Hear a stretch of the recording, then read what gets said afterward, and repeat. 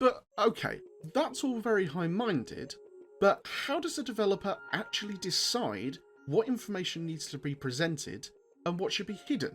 Strictly speaking, everything that makes a video game fun comes from the developer in some way inconveniencing the player, even when it's as simple as putting an enemy in their path. But we all know that if you inconvenience the player too much, or do so without proper thought, it will just frustrate and annoy them to the point where they just stop playing, and that doesn't make for any satisfying personal journeys. Because we all know that what makes the Outer Wilds so special isn't just as simple as creating a universe and then removing any kind of direction.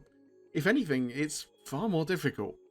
Not only does each step along the journey need to be carefully crafted to guide the player to their next step, but you have to design almost all of them with the possibility in mind that this is the first step the player will take, and thus they'll need to be guided more heavily to their next destination.